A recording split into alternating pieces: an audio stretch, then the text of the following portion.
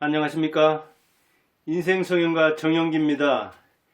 제 나이가 집 나이로 64이니까 대개는 퇴직했을 나이입니다. 회사에서든 공무원도 한 60세, 교사도 62세, 교수가 65세고 성직자들이 대개 한 70세쯤에 정년퇴임을 하죠.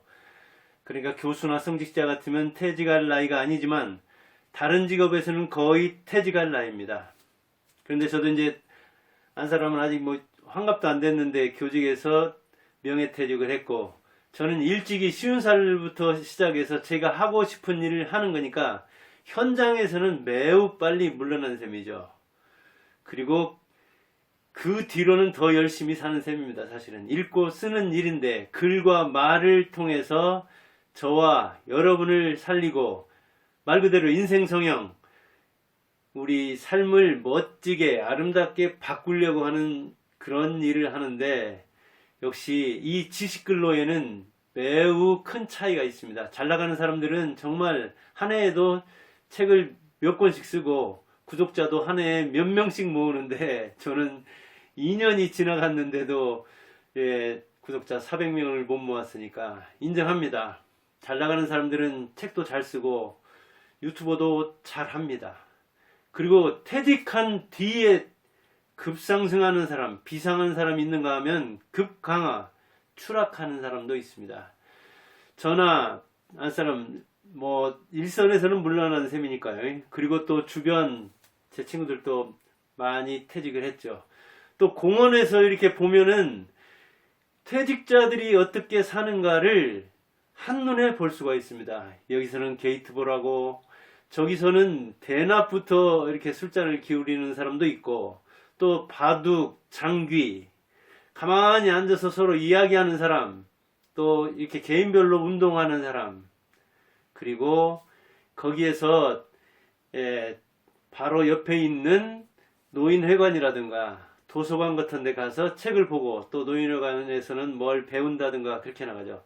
대개는 그렇습니다. 자기가 하던 일을 쭉 이어서 하던 사람, 전직의 특기를 살려서 다른 일을 하는 사람, 그 다음에 프리랜서로 그때부터 하고 싶은 일을 하는 사람, 취미활동, 여행, 다시 창업을 하는 사람, 창업도 생계형, 아니면 그러니까 자기가 전문성을 살리는, 즉 돈보다 자기 하고 싶은 일, 그것을 통해서 일과 사람을 만나는 그런 사람인가 하면은, 어떤 사람은 자식한테 퇴직금 나오기만 기다리는 자식한테 투자했다가 아주 생활이 어려워지는, 말 그대로 수급자가 되는, 쪽방촌으로 가는, 더는 길거리로 내앉는 사람도 있죠. 이처럼 살아가는 모습이 여러 가지인데, 오늘 소개하는 이 홍익희는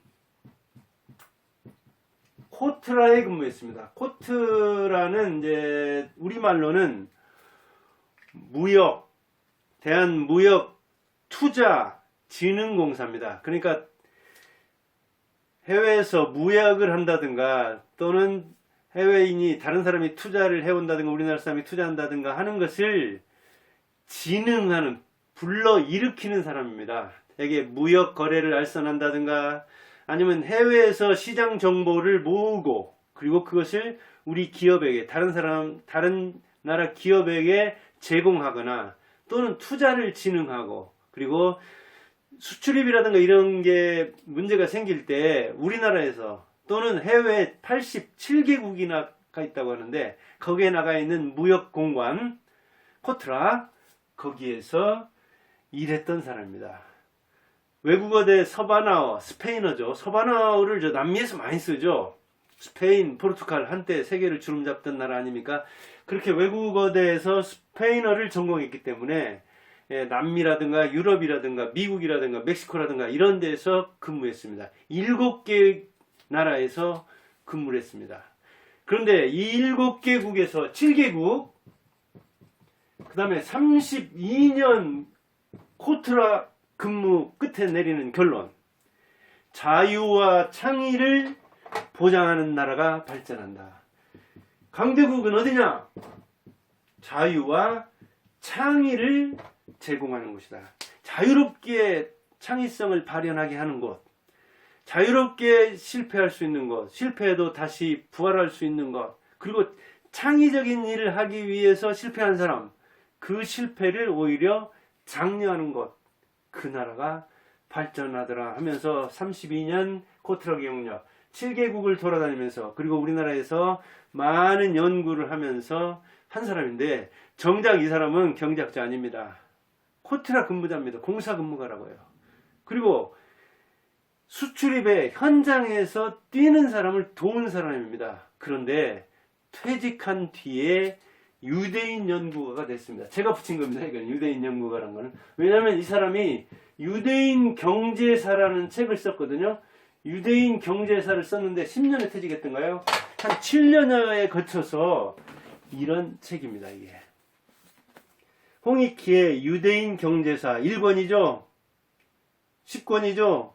이렇게 1권에서 10권까지 10권이나 되는 책을 교수도 아니고 연구자도 아닌 코트라 근무자, 그것도 퇴직한 다음에 60세 퇴직한 다음에 지금 70이죠. 한 5년 안팎에, 이게 5년부터 1권이 5년 나와가지고 7권까지 마치는데 한 3년 안팎이죠. 그러니까 준비기간까지 따진다 하더라도 5년 안팎에 무려 10권이나 썼더라고요. 근데 더욱더 의의가 있는 것은 이론과 실제를 겸비한 사람이 쓴 거죠. 자, 경제적 전문가는 아니지만, 유대인 전문가는 아니지만, 유대인들이 이 근무기간 동안에 보니까 어디 가나 경제, 교육, 금융, 법률, 심지어는 세계적인 영화사 7개 중에 6개나 되는 회사를 유대인들이 만들었잖아요. 그리고 우리가 이 반도체네 뭐네 하는 데서도 장비라든가 그 프로그램이라든가 그 플랫폼이라든가 이런 저런 데서 특허료로 많이 빠져나가는데, 그 특허료의 아주 많은 부분을 유대인들이 딸깍딸깍 따박따박 챙기고 있습니다. 그런 것을 현장에서 보면서 이론과 실제를 더해서 실용성 있는, 현장성 있는 탁상 공론이 아니라 실제로 유대인들이 얼마나 영리한가를 그 종교, 문화, 역사, 그리고 아브라함에서 월스트리트, 그 미국의 금융가까지 이렇게 아우르는 책을 썼어요. 7년 안팎인데 교수로 한 30년 근무한다 하더라도 정말 괜찮은 논문만 해도, 근데 논문에 비해서 이 저술이라는 것은 이 호흡이 다릅니다. 지식의 양이 다릅니다. 한마디로 외상을 치료하느냐, 아니면 외과 의사지만 12시간 넘는 거의 24시간이나 되는 대수술을 하느냐의 차이입니다. 외과 의사면 똑같은 게 아니라 같은 의사라도 그 차이가 크듯이, 같은 교수라도, 제가 조교도 했고 강사도 했고 대학을 무려 한 24년 안팎 다녔던가요? 아니, 초중고 대학원까지 합치면 제가 학생 생활을 한 25년 안팎 했는데 주로 절반 안팎을 대학에서 다녔는데 옆에서 봤습니다. 교수들 차이 정말 몇십 배 납니다. 아무리 줄여잡아도 10배 납니다.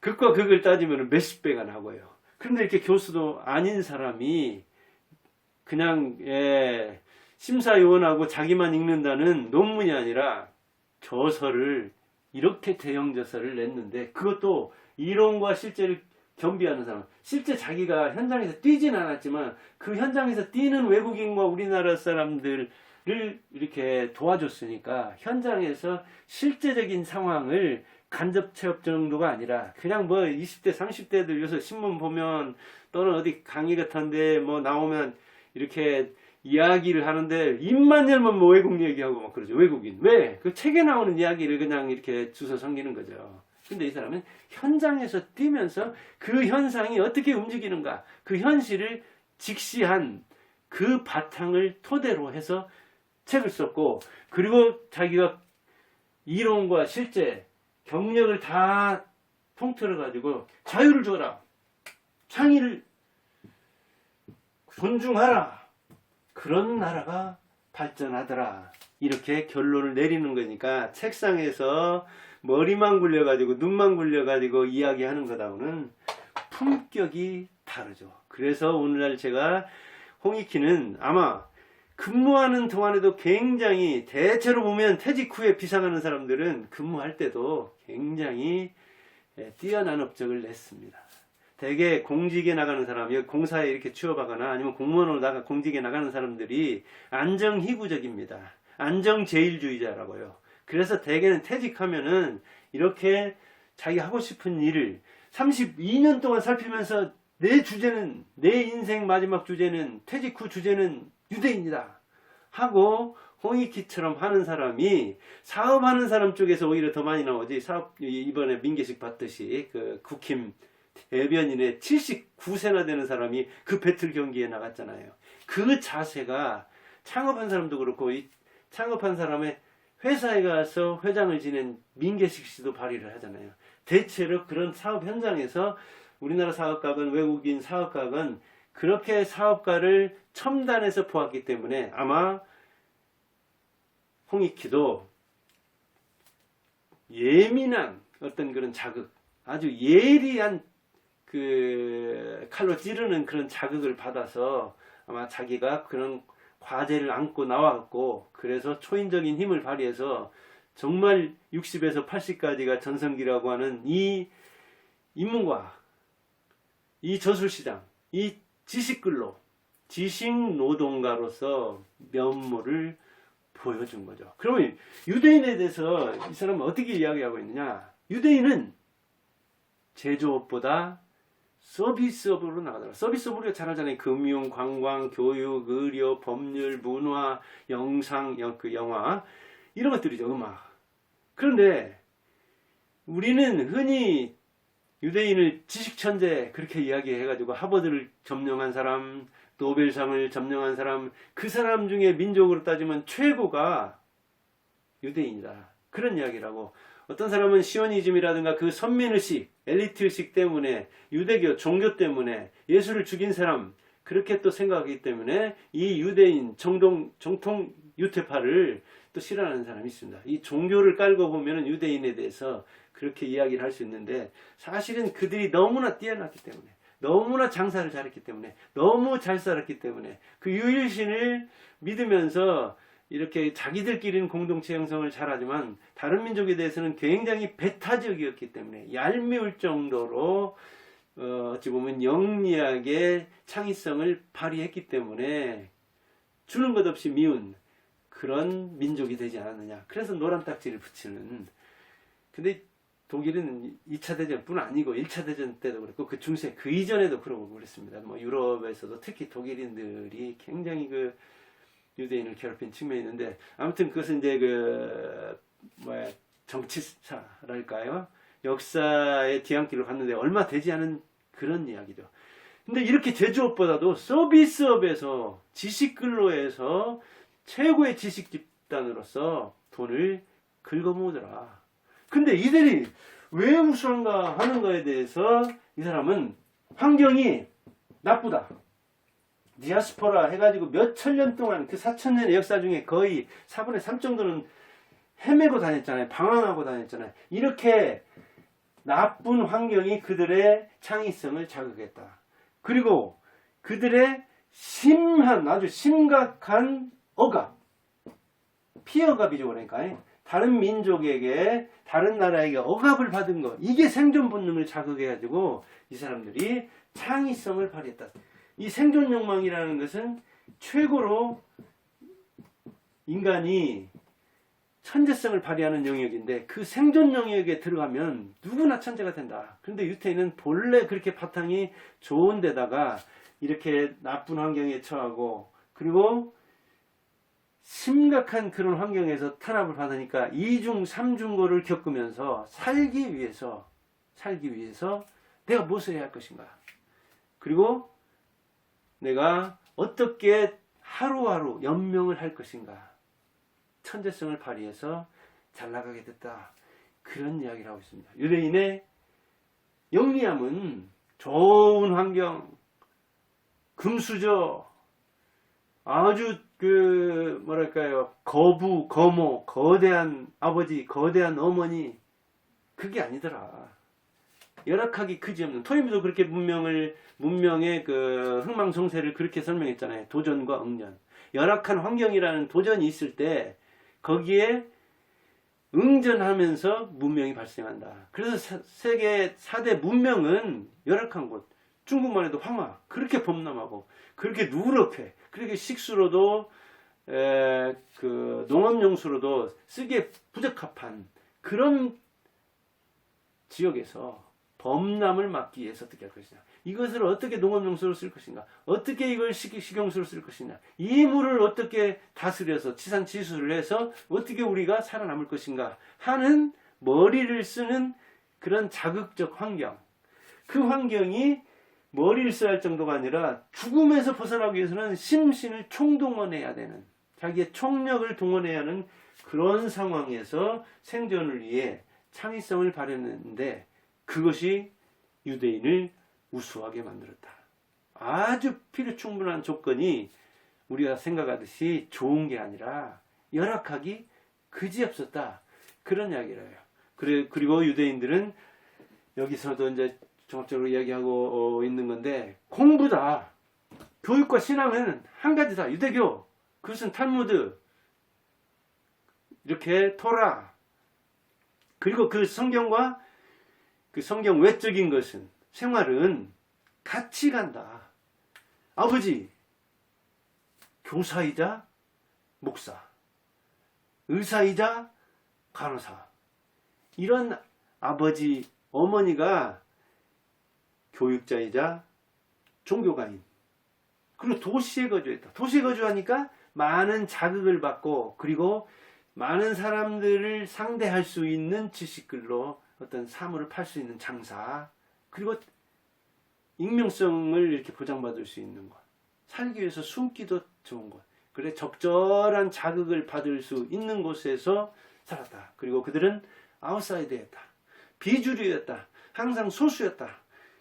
피압박자였다. 그렇기 때문에 생존하기 위해서, 자긍심을 갖기 위해서 자기 종교적 그 선민의식, 시오니즘을 지니고, 우리는 너희들이 아무리 그래도 우리는 여기에서 살 수 있다. 그래서 빅터 프랭클 그 죽음의 수용소, 거기서도 나오잖아요. 누구도 내가 마음으로 결정할 수 있는 것은 방해할 수 없다. 내가 내 생각을 주관할 수 있는데, 이 생각은 누구도 나를 억압할 수 없다. 그래서 그 희망을 놓지 않는 한 죽음의 소용소가 아니라 지옥의 수용소라서도 나는 살 수 있다. 그 희망을 붙들면 살 수 있다 하는 그런 이야기를 하는데, 이 유대인들의 의식이 그렇게 종교나 교육을 통해서 주입이 된다는 얘기예요. 우리는 떠도는 자다. 떠도는 자니까 누구한테 의존하면 안 된다. 내가 차립해야 된다. 떠도는 자니까 오늘 먹을 거 오늘 챙겨야 되지, 내일은 내일의 문제다. 오늘의 걱정은 오늘로서 족하다. 왜? 미리미리 당겨서 걱정을 하고, 미리미리 현실 이야기는 안 하고 과거 이야기만 하냐. 우리나라 사람들 대부분 과거 이야기죠. 뭐 이번 문재인 정권도 과거팔이에요. 어지간하죠. 일제시대 팔고 조선시대 팔고, 아무튼 미래를 보되 이 절망 현실에 발을 디디고 있는 사람이었다. 그리고 그들은 장사에 능했다. 장사하기 위해서 정보를 챙겨야 되고, 그리고 문자 해독력이 좋으니까 문서를 잘 계약을 하고, 그리고 그 계약한 것은 신용을 지키고, 그 계약은 부자간에도 서류로서 남기는, 이런 철두철미한 그런 장사. 왜냐하면 그게 천하기 때문에, 또 장사는 그들이 하기를 뭐 바랄까 해도 놔두는 영역이어서, 그리고 언제든지 이곳을 떠나 다른 곳으로 갈 수 있는 장사. 그래서 지식 장사, 다이아몬드 장사, 아주 작은 거예요. 그리고 거래, 서비스. 그런데 치중했던 것이, 바로 몸만 가지고 가면 파산해서 물건을 잃은 장사는 할 수 없을지라도 뭘 이렇게 가르친다든가, 이렇게 누구를 이렇게 매개한다든가, 아니면 어떤 아이디어를 낸다든가, 이럴 때는 머릿속에서 나오면 되는 거잖아요. 그러니까 자기만 살아있으면 가능한 일, 그것을 했다. 그 장사 중에서도. 그리고 돈의 품질도 따졌다. 어떤 일을 해서 돈을 버느냐에 따라서. 그리고 공동체를 이뤄서 우리 민족 중에 누구 죽으면 안 된다. 또 빚을 이렇게 놓았다 하더라도 그 이자 탕감 문제라든가 7년 뭐 안식년 이렇게 해가지고 그 탕감해 준다든가. 그래서 그들이 이야기하는 내 이웃을 뭐 이 십계명에 나오는 이야기도 그것은 유대인들 사이에 뭐 그렇게 해석하는 사람도 있고 그러죠. 성경이나 뭐 십계명이나 교리까지는 제가 전문가가 아니지만 아무튼 책을 읽으면 그들의 그 공동체라는 게 매우 협소했고 그 공동체를 형성하는 것 그 자체가 똘똘 뭉치는 것 자체가 다른 어떤 민족에 대한 배타성. 그런데 유대교는 덜한데 기독교는 이 공격성과 배타성으로 살아남은 종교라고 할 정도죠. 그래서 기독교가 지금도 보면 대개 그 종교 분란을 일으키는 측면이 있고 이슬람교와 이제 기독교의 이 갈등은 매우 심각하고 십자군 뭐 원정 때도 보면 가톨릭, 기독교, 이슬람교 아무튼 이 종교가 굉장히 복잡한데 그 세 종교가 전부 다 유대인들이 성지로 생각하는 지금 이스라엘에 있잖아요. 그리고 외국어를 잘했어요. 왜? 아까도 얘기했지만 이 지식근로를 중시하는데 어디 가서 먹고 살려면 말을 잘해야 되잖아요. 근데 현지어를 할 줄 알아야 되잖아요. 그래야 또 자기를 숭배할 때는 익명성을 보장받을 수 있잖아요. 자기가 유대인 아니라고 해야 또 살아남는 경우도 있고 그러니까요. 그리고 세계에 이렇게 디아스포라 해가지고 퍼져 있으니까 각국에 있는 이 그 자기 친척만 찾아다니려도 외국어를 어찌 보면 잘 해야 되잖아요. 그래서 외국어가 중요한 지식 자산이다. 그리고 나를 살릴 수 있는 것은 말과 그 말을 통해서 어떤 지식을 표출을 해야 되고 그리고 다른 사람의 지식을 이렇게 통합해서 수용할 줄 아는 비판적 수용도 해야 되고 때로는 미학적 수용도 해야 되고 때로는 종교적 사상적 수용도 해야 되고 이렇게 다른 사람의 말을 제대로 알아듣는 문학어가 안 통하는 거는 왜 그래요 우리가 대개 서구 문학에서는 이 유대인들의 이 기독교적인 거 그 구약 성경과 신약 성경에 그 신학적 성경적 이해가 있을 때 외국 문학 특히 서구 문학을 이해하는데 매우 좋거든요. 영어에서 그러니까 그런 이 종교적 배경 사상적 배경을 알면 영어를 할 때 또 도움이 되고 그럽니다. 왜냐하면 영어라는 것은 그런 그 바탕 기독교적 바탕을 많이 깔고 있으니까요. 그런 것이 축적된 것을 많이 가지고 있으니까요. 백과사전이든 문학이든. 이렇게 유대인들을 설명하고 있는데 그러면 한국인이 배울 점은 뭐냐? 우리 이제 제조업을 떠나 제조업도 강해야 되겠지만 제조업이 강한 나라가 아니라 이제는 서비스업이 강한 나라. 즉 금융, 의료, 관광, 영화, 음악 문화, 법률 이런 서비스업으로 진출해야 된다. 머리를 돌려야 된다 그런 이야기다. 그리고 60년에서 90년까지 한국은 매우 우수했다. 1960년에서 60년대에서 90년대까지 세계 최고의 발전 국가였다고요. 세계 우리나라 최강에 든 이 10대 강에 든 이 조그마한 나라가 우리가 그렇게 발전할 수 있었던 것은 어디에서 평가할 때는 선진국이라고 하는데 60년에서 30년 동안 무려 90년까지 30년 동안 세계 최고의 발전율, 상승률을 보여줬다. 그런데 이제는 중진국 넘어 선진국 됐을 때는 그런 상승률을 올릴 수 없다. 그렇다면 양적인 데서 이제 질로 넘어가야 된다. 질로. 그런 차원에서 우리가 유대인의 이 머리를 그들의 문화를 좀 빌려올 필요가 있다 그런 이야기죠.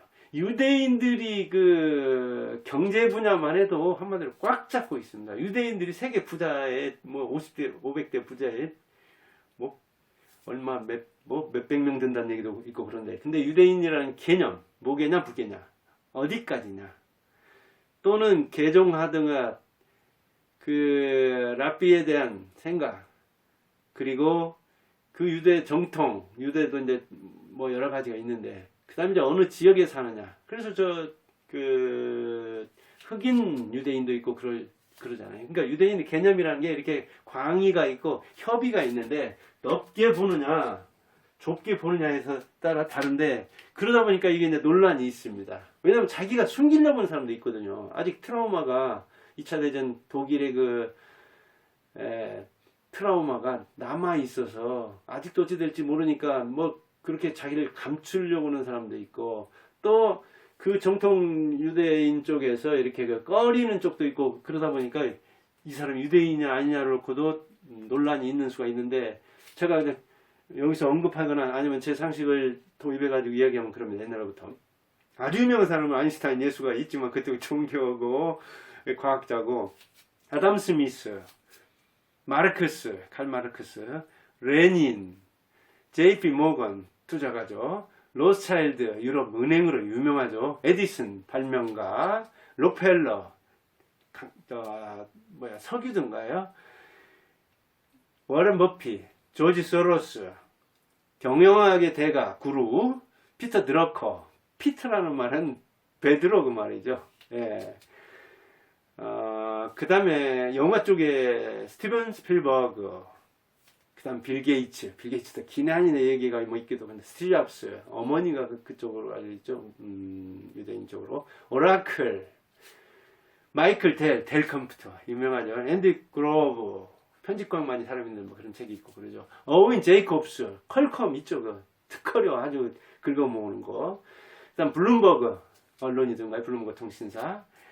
레리 페이지, 세르게이 브린, 요즘 구글 있지 않습니까? 구글이잖아, 이게 유튜브가. 구글 꽉 잡고 있는 거예요, 유대인이. 3명 창업했는데, 이게 2명이던가요, 창업주. 페이지와 브린. 마크 저커버, 여러분, 페이스북 합니까? 페이스북. 그 젊은 나이에 창업한 사람이잖아요.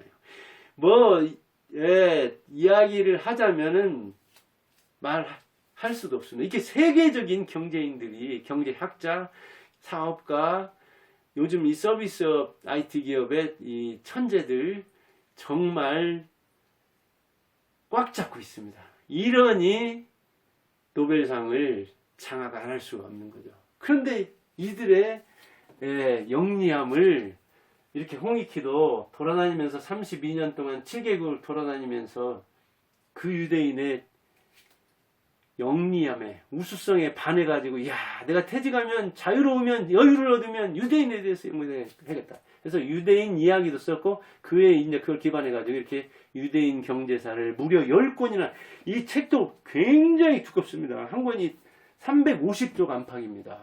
정말 이런 사람이 교수입니다. 그래서 실제로 여기 세종대에서 교수도 하고 그랬죠. 지금 이제 물러나 있는데 아무튼 지금도 엄청나게 부지런하게 살 겁니다. 이런 사람이 퇴직 후에 천사인 겁니다. 퇴직 후에 진짜 자기 일을 하는 겁니다. 퇴직 후에 전성기를 구가하는 전문가 가운데 전문가입니다. 여기 서론을 썼더라고요. 나는 경제학자도 아니다. 나는 무슨 경영에 대해서 전문적으로 연구한 사람도 아니다. 그리고 유대인 연구가도 아니다. 그러나 저는 유대인 연구가라고, 유대인 경제사 전문가라고 인정합니다. 왜?